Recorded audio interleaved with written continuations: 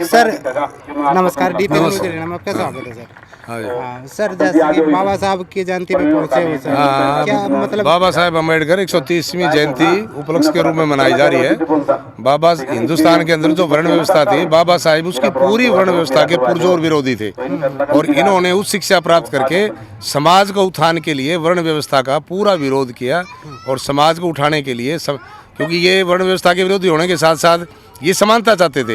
ये चाहते थे कि समाज का हर वर्ग शिक्षित हो, हर वर्ग विकसित हो, तो इसलिए इनकी शिक्षाएं समाज के लिए, समाज के विकास के लिए बहुत आवश्यक है। सर कुछ लोग कह रहे हैं कि बाबा साहब ने सिर्फ दलितों की के भला के लिए ना, ऐसा कुछ नहीं था।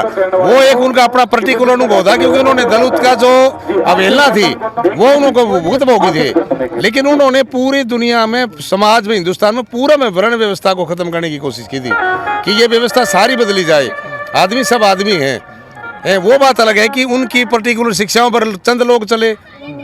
सर आजकल इतने साधन है, इतनी सुविधा है, अगर हम किसी चीज़ के उद्देश्य को लेके चले तो जैसे कि मतलब बहुत ज़्यादा जल्दी प्रचार हो जाता है, मीडिया भी है, टीवी भी है और साइंस है सर। आजकल सब पढ़े लिखे हो गए हैं, सबको पता भी चल गया कि साइंस के बगैर कुछ नहीं है, लेकिन फिर भी बहुत सारे कुछ लोग ऐसे हैं सर जो इन चीज़ों से बाहर नहीं निकल पा रहे हैं। जो जैसे पूजा पाठ है या फिर जो रूढ़िवादिता जो भी है ना, उसके अंदर समाज आज भी जकड़ा हुआ है, अंधविश्वास आज भी है।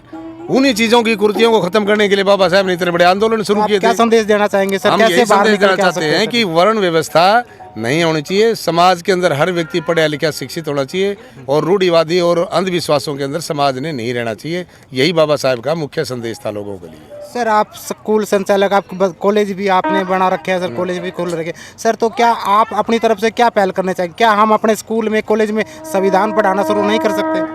संविधान स्कूल के अंदर तो जो स्कूल के विषय संविधान तो पढ़ाया जाता है, संविधान तो जो है ना वो तो पढ़ाया जाता है। सारा जो विषय है उन विषयों के अंदर संविधान है। हमारा सारा पॉलिटिकल एक सब्जेक्ट है जिसके अंदर पूरी कॉन्स्टिट्यूशन होती है। आगे जाकर के कई देशों के कॉन्स्टिट्यूशन पढ़ते हैं हम, केवल एक देश का नहीं पढ़ते। संविधान तो पढ़ाया जाता है, संविधान तो बताया जाता है, हर क्लास में पढ़ता है बच्चा कि हमारी नीतियाँ क्या हैं, और उन बार बार संशोधन भी होता रहता है। जो समाज विकसित होता है संशोधन की मांग होती है। क्या लगता है सर, जो जैसे मतलब आजाद देश को आजाद हुए काफी दिन हो चुके हैं, लेकिन आप तक है ना ये रूढ़िवादिता गई नहीं है, जैसे अम्बेडकर को समझ नहीं पाए लोग, इसलिए नहीं गई ना कि हमारे समाज में अभी अनपढ़ लोग हैं, शिक्षा का पूरा प्रचार नहीं हुआ है। अभी शिक्षित लोग, जब तक समाज पूरा शिक्षित नहीं होगा तब तक ये रूढ़िवादिता खत्म नहीं होगी, अंधविश्वास खत्म नहीं होगा। यही तो संदेश था बाबा साहब का। अभी शिक्षित हो समाज तब ऊपर उठेगा। तो पूरा समाज हमारा शिक्षित नहीं हुआ है, क्योंकि आबादी ज़्यादा है तो सबको सुविधा भी नहीं है, हर जगह शिक्षा आ गई, तो इसलिए भी समाज है शिक्षित है। तो क्या कहेंगे सर, जो बाबा साहब ने 3 नारे दिए हैं, शिक्षित बनो, संगठित रहो, संघर्ष करो, हाँ बिल्कुल, क्या इन्हीं तो पे चलते हुए एक दिन जरूर इन चीजों से छुटकारा? हाँ बिल्कुल छुटकारा मिलेगा, समय लगेगा। जो इतने पहले कितनी थी, आज कितनी घट गई, आने वाले समय में इनसे जरूर छुटकारा मिलेगा। समाज जागरूक भी होगा, समाज शिक्षित भी होगा, समाज विकसित भी होगा और बाबा साहब का सपना पूरा भी होगा। जरूर। धन्यवाद सर। धन्यवाद। आपका अम्बेडकर एकता मंच है, उसकी सोच को, उसके दृष्टिकोण को बहुत बहुत मुबारकबाद है। सम्मानित मंच, गांव के बुजुर्ग और नौजवान साथियों, माताएं, बहनें और बच्चों, हम सभी भजनों के माध्यम से भी सुन रहे हैं, पढ़ भी रहे हैं, देख भी रहे हैं। ये हिंदुस्तान बड़ी लंबी गुलामी में रहा है, बड़ी गरीबी व्यवस्था रही है। गरीबी का कोई दुख नहीं है, दुख सबसे बड़ा इस बात का है कि हिंदुस्तान के अंदर वर्ण व्यवस्था इतनी मजबूत थी और उस व्यवस्था के शिकार लोगों को जिंदगी जीने का भी कोई अधिकार नहीं था। और उन्हीं परिस्थितियों में से एक है जिसके आप जन्मदिन को मनाते हैं, बाबा साहेब अम्बेडकर। आप भजनों में भी आपको एंजॉय आता है, सुनते उसमें भी आता है, लेकिन हम जन्मदिन मनाते क्यों हैं? उसकी कुछ ऐसी बातें जाने और उनको अपनी लाइफ के अंदर फिर इंप्लीमेंट करके देखें कि उससे क्या होता है। अंबेडकर जिस स्कूल में पढ़ते थे, ध्यान से सुनने की बात है, अकेले दलित थे।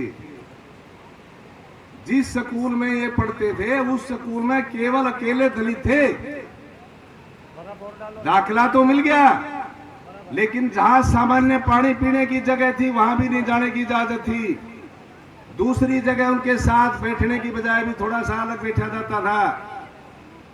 और सबसे बड़ा दुख इस बात का था कि उनका पानी पीने का जो प्रबंध था उसके लिए एक अलग मटका रखा जाता था, उसको एक अलग से नौकर भरता था। ये तो कोई घनी बड़ी दुख की बात नहीं थी। लेकिन दुख कब होता था? जिस दिन वो नौकर छुट्टी पर होता था, उस मटके को कोई नहीं भरता था और वो उस दिन सारा दिन प्यासे रहते थे और क्लास में पढ़ते थे। अब उनकी ये है जिंदगी जीवन। और बाबा साहेब वर्ण व्यवस्था के और विरोधी थे।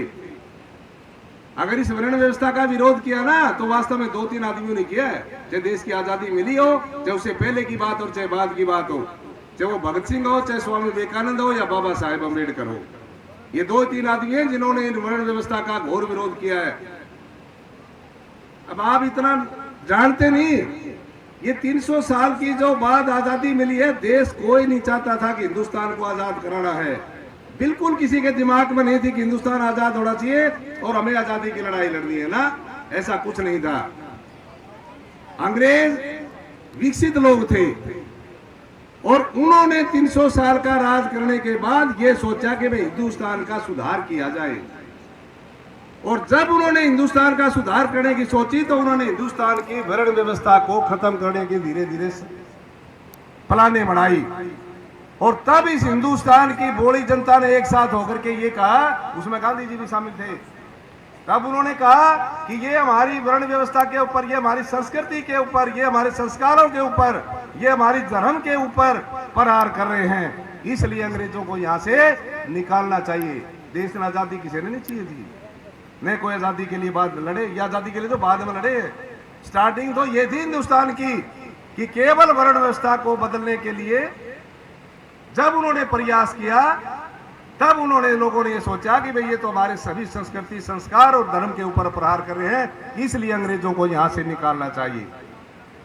तब ये जाकर के देश को आजादी मिली है।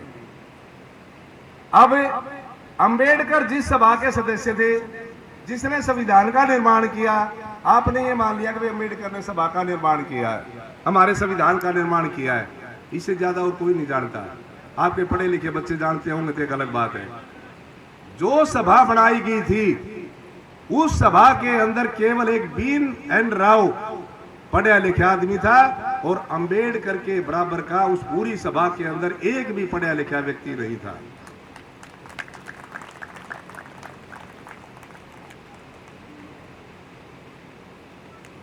और इन्होंने ही पूरा संविधान अपने हाथ से लिख करके दिया है।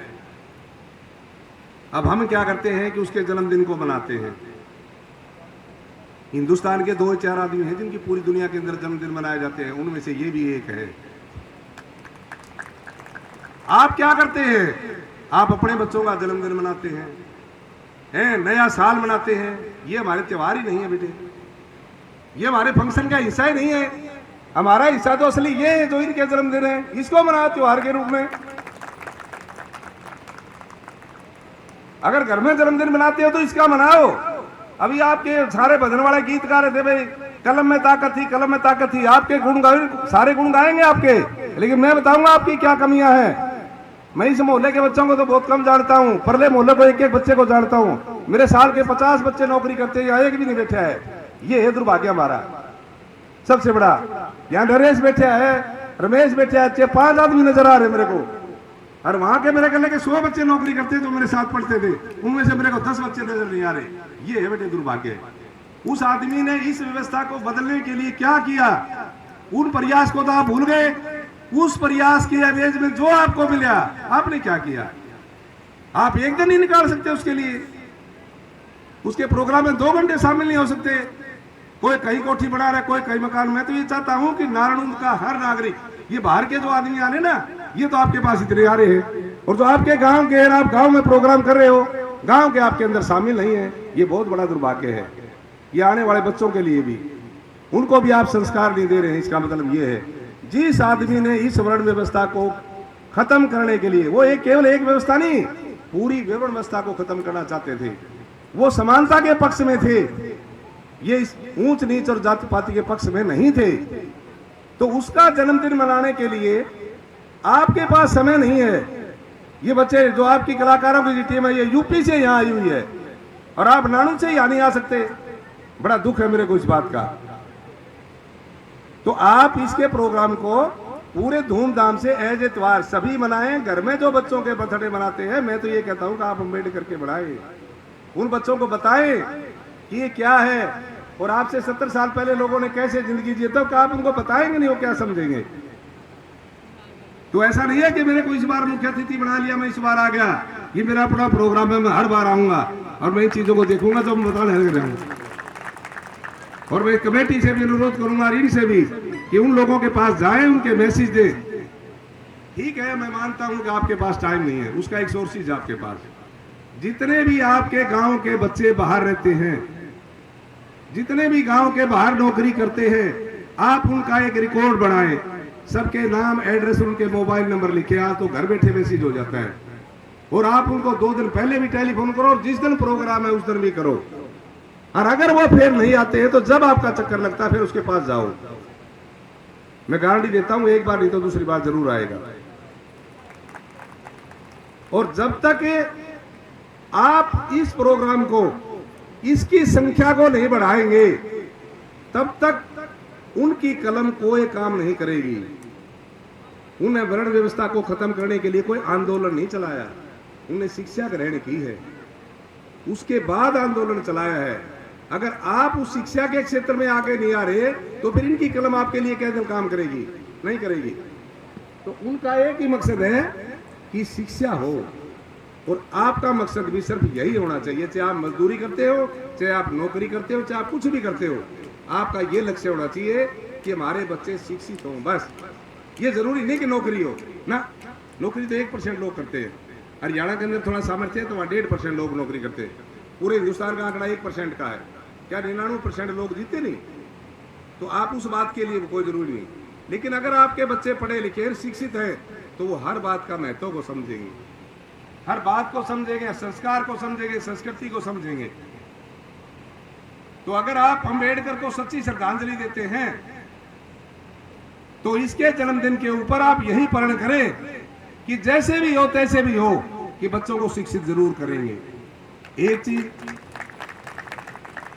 अपने बच्चों का बर्थडे न मना करके इस दिन मनाएंगे। बच्चों को बताओ भाई आज यही तुम्हारा जन्मदिन है, इनका जन्मदिन मनाओ। तीसरी बात, जब ये आगे विकसित होंगे तो ये इन चीजों को याद रखेंगे और वो चीजें समाज में फैलेंगी। अब एक आदमी विकसित है, देखो शिक्षा से क्या होता है, याद आ गया। शिक्षा से क्या होता है कि एक आदमी शिक्षित होकर के, चाहे रिजर्वेशन से लगा लो, उसको नौकरी मिलती है, उसको अच्छी नौकरी मिल जाती है। वो आर्थिक लाभ तो केवल एक व्यक्ति को होता है, लेकिन मनोबल पूरे गांव का बढ़ता है, मनोबल पूरे समाज का बढ़ता है। और जब हमें कभी जरूरत होती है तो हम उसके पास जाते हैं। जिस तरह नदेशी गुणगान करना रहता है, इतनी लंबी बात नहीं थी। ये तो मेरे पास हूँ, 5 छोड़ दिए तो भी कोई बात को नहीं, ये तो कोई बात ही नहीं थी, पता नहीं चली इतनी लंबी क्यों बढ़ा दी है। ये तो घर के थे, इसमें तो अननोन आ जाए जब भी कोई बात नहीं, ये तो बिल्कुल परिवार के सदस्य हैं। तो सबसे बड़ी चीज, जो लोग आप में से विकसित हैं, जो लोग आप में से शिक्षित हैं, उनकी ये ड्यूटी बनती है कि पास वाला अगर शिक्षित नहीं है, विकसित नहीं है, तो आप उसका इस काम में जरूर सहयोग करें, तब आपकी शिक्षा का अर्थ है, अदरवाइज कोई अर्थ नहीं है। अगर आप इस तरह का काम नहीं कर सकते, अम्बेडकर की जयंती मनाते हो, तो इसका मतलब आप केवल जयंती में बैठे हो, अम्बेडकर को सच्ची श्रद्धांजलि नहीं देते। सच्ची श्रद्धांजलि अम्बेडकर की वही दे सकता है जिसका मकसद केवल एजुकेशन को बढ़ाना हो, केवल एजुकेशन को देना हो। अब आज तो मैं भी एजुकेशन का प्रतीक हूं, लेकिन मैं नहीं मानता कि मैं एजुकेशन का प्रतीक हूं। क्यों? क्योंकि शुरू में तो मैंने स्कूल इसलिए नहीं खोला था कि मैंने बालक पढ़ाने, शुरू में तो स्कूल इसलिए खोला था कि मैंने नौकरी कौन मिली पे काम करांगे। लेकिन जब वो स्कूल बन गया फिर उसके बाद मैं इस बात पर गया हूँ। उसके बाद अब मैं इस बात पर हूँ और मैं चाहता हूँ, अब कॉलेज बनाया तो उस समय हमारे पास कॉलेज की क्लासें भी थी। अब कॉलेज की क्लास में मेरे पास कितने बच्चे थे? 100 बच्चे कौन से जो कि फीस दे सकते हैं। अब हमारा कॉलेज बन गया, उसके अंदर 1200 बच्चे हैं। अभी कॉलेज की इंस्पेक्शन कमेटी आई थी यूजीसी की, पूरी कमेटी को बुला रखा था, उन्होंने उनसे बात की। अब हमारे कॉलेज को B+1 का ग्रेड मिला है। सी और जींद के कॉलेजों का नहीं है। और अब यहाँ पर पीजी की क्लासें भी आएंगी, डिप्लोमे भी आएंगे। यानी जो आज से 20 साल पहले जो ये बच्चे बैठे, इनकी बुआ जो पढ़ रही थी वो नहीं पढ़ सकी, लेकिन आने वाले टाइम में इन बच्चों में से कोई भी अंडर ग्रेजुएट नहीं रहेगा, कोई भी पोस्ट ग्रेजुएट से नीचे नहीं रहेगा। आप बगैर फीस के, बगैर खर्चे के आराम से पढ़ सकते हो, बल्कि कॉलेज के अंदर आपको स्टाइपेंड मिलता हो रहे, और वो अच्छे पढ़ते हो तो सबको मिलता है। एक क्राइटेरिया है लड़कियों के लिए, तो इतने स्कॉलरशिप चला रखे सरकार ने। 10वीं पास करते हो तो आपको NTSC का स्कॉलरशिप मिलता है, 36,000 रुपए एक बालक को मिलते हैं। +2 के बाद अगर आप फिर स्कॉलरशिप में जाते हो तो आपको इंस्पायर स्कॉलरशिप मिलता है, 60,000 रुपए एक बच्ची को 1 साल के अंदर मिलते हैं। आपकी ग्रेजुएशन के बाद फिर आप MSc में जाते हैं, वहां जाकर के आपको 80,000 रुपए पर ईयर मिलते हैं। सरकार ने इतनी स्कीमें आपके लिए चला रखी है, केवल इसीलिए कि ये वर्ण व्यवस्था जो इतनी मजबूत है ये धीरे धीरे समाप्त हो और हमारे पूरे समाज के बच्चे, हर वर्ग के बच्चे शिक्षित होकर के आगे आए। इसलिए है ये प्रोग्राम, और इसी के प्रतीक हैं हमारे अंबेडकर साहब, केवल इस बात के प्रतीक हैं। और उस समय इनका हर आदमी विरोधी था, छोटी बन जो 2-4 आदमी बताए इनको छोड़ करके। गांधी हिंदुस्तान का बहुत बड़ा नागरिक रहा है, गांधी की वर्ण व्यवस्था का घोर समर्थक था, लेकिन बाद में विरोधी बने हैं, पहले नहीं था। तो सभी से मेरा ये विशेष अनुरोध है, नरेश और रमेश इस बात को नोट करें कि परले मोहल्ले से कोई भी पढ़ा लिखा व्यक्ति अगर इस प्रोग्राम में अनुपस्थित रहता है तो मैं इस बात को अच्छा नहीं मानता। ये दूसरा आदमी आपको कोई नहीं कहेगा, यहाँ जो बोलने वाला व्यक्ति है वो कोई नहीं बताएगा, नहीं उसको इस बात का पता है, क्योंकि वहां तो मैं एक एक आदमी को जानता हूँ, एक एक घर को जानता हूँ, सारे घर के फैमिली मेंबर को जानता हूँ। तो वो संख्या जो है वो होनी चाहिए, क्योंकि समाज जब इकट्ठा होता है ना तो उत्सव बढ़ता है, हौसला होता है, हमारा मनोबल बढ़ता है, मनोबल बढ़ता है तो व्यक्ति काम करता है। अब आपकी खुशी के लिए, आपके प्रोग्राम के लिए ये 1 हफ्ते से चल रहे हैं और फिर भी आपको इतना टाइम दे करके यहाँ आए हैं, और आप गांव की गांव में होते हुए भी 1 दिन का टाइम नहीं निकाल रहे, तो फिर आप अंबेडकर को श्रद्धांजलि कहाँ दे रहे हैं? तो अंबेडकर को पढ़ने का टाइम है तो अच्छी बात है, पढ़ो। अगर नहीं पढ़ते तो कम से कम हमें बच्चों को तो शिक्षित करो। अब क्या कहते हैं कि भाई हम तो पढ़े लिखे नहीं, बच्चों का क्या करें? मैं ये कहूँ, अनपढ़ जो माँ बाप है वो पढ़े लिखे बच्चों से ज्यादा पढ़ा सकते हैं अपने बच्चों को, मैं गारंटी देता हूँ, क्योंकि पढ़े लिखे आदमी को तो टाइम ही नहीं है। और अनपढ़ माँ बाप को इतना ख्याल है कि मेरा बच्चा पढ़ रहा है या शरारत कर रहा है, उसको पूरी नॉलेज होती है, उसके पास टाइम नहीं होता। तो आपके बच्चे को जब घर में बच्चा रहता है तो उसकी गतिविधियों को जो माँ बाप पहचान सकता है, स्कूल वाला तो बहुत लेट पहचानता है भाई, बहुत लेट, तो पहले आप पहचानते हो। तो आप आज इस प्रोग्राम के बाद सभी ये प्रण लेकर के जाएं कि आज के बाद हम बच्चों की शिक्षा के ऊपर पूरा फोकस करेंगे, और हम अंबेडकर को सच्ची श्रद्धांजलि यही देंगे कि हम बच्चों को पढ़ाएंगे जरूर। वो कैसे पढ़ते हैं? बच्चे सभी अच्छे होते हैं, अंबेडकर भी बच्चा था, ऐसा नहीं कि ये इतना बड़ा था। ये आपके पास जो बच्चे बैठे हैं मेरा अंबेडकर में कोई अंतर नहीं था। अंतर रहा तो किस बात का रहा? केवल उस शिक्षा का। परिवेश कोई आप से बढ़िया नहीं था, परिवेश तो आपका बढ़िया है। अंबेडकर का जो परिवेश था उससे तो आपका परिवेश बढ़िया है, उनका नहीं था, लेकिन उनके पास वो शिक्षा थी जिसके कारण आप इसको आज 130 दिन के बाद भी, 130 साल के बाद भी याद करते हैं। तो आप अपने बच्चों के जन्मदिन मत बनाओ, ऐसे बनाओ कि लोग उनके जन्मदिन मनाएं, ऐसे योग्य बनाओ। और ये अभी बता सुरेश जी ने बैठे बैठे कि अंकल जियों ने आपको इतनी जगह दी है, मैं तो यूँ कहता हूँ उन्होंने इतनी बड़ी महानता का काम किया है, इससे बड़ा कोई काम हो ही नहीं सकता। अगर अपनी लाइफ के अंदर आप किसी शिक्षा क्षेत्र में कोई काम करते हो, किसी को शिक्षा देते हो, अगर आपको इस तरह के महान, हम तो ये कहते हैं कि उस परमपिता परमात्मा का भी शुक्रगुजार है जिसने ऐसे ऐसे आदमी हमारी धरती पर जन्म दिया। हमारी धरती पर तो दूसरे भी आ सकते थे, ये हो रहा ही नहीं रहे। ऐसे ऐसे महान पुरुषों को हमारी धरती के ऊपर जन्म दिया, तो हम उसके लिए परमात्मा का भी बहुत बहुत शुक्रगुजार हैं। और इसी प्रकार से जब अच्छे बच्चों को आप निकालोगे तो हम उस गांव का भी धन्यवाद करेंगे जिस गांव से अच्छे बच्चे बाहर जा रहे हैं, कल पूरा समाज उसकी याद करेगा। और अंकल जियों ने जो इस अंबेडकर भवन को जो चीज देने का काम किया, इससे महान कार्य जिंदगी में कोई हो ही नहीं सकता, कोई भी नहीं हो सकता। ये कल बने भी गा, बनने के बाद इसमें हर तरह के बाग खिलेंगे, बच्चे इसमें पढ़े भी गए, इसमें लोग बैठे भी गए, इसमें लोग प्रोग्राम भी होंगे, तो कितनी सामाजिक व्यवस्था चेंज होगी आपकी। और जब एक समाज, पूरे समाज को कहो, जब समाज के लोगों को एक जगह बैठ करके बात करने का अगर मौका मिलता है, एक जगह बैठ करके सोचने का मौका मिलता है, आपस में डिस्कस करने का मौका मिलता है, सामाजिक सुधारों के बारे में बात करने का मौका मिलता है, तो आप ये समझो उसके लिए आपका मंच तैयार है और आपका सुधार निश्चित है। आपका नहीं हो सकता, किसी का भी नहीं हो सकता, फिर तो हमारा भी नहीं हो सकता, आपका क्या जरूरी है। तो आप इन प्रोग्रामों में शामिल हो, इनको बड़े से बड़ा बढ़ाने की कोशिश करो। आने वाले पीढ़ियों के अंदर ऐसे ऐसे महान पुरुषों का जन्मदिन स्कूलों में मनाओ, हम तो मनाते हैं, पता नहीं आप में इतनी उपस्थिति क्यों, अनुपस्थिति क्या कैसे रहेगी। हम तो जितना इन लोगों के बारे में बताते हैं, इतना किसी के बारे में बताते ही नहीं, क्योंकि बच्चों को बताने की अगर चीज है तो इन्हीं लोगों के पास तो है, क्योंकि एजुकेशन सुविधा से नहीं आती कभी भी। जिस तरह सोना है ना, अगर वो तपता है तो निखरता है, वही चीज आदमी की है।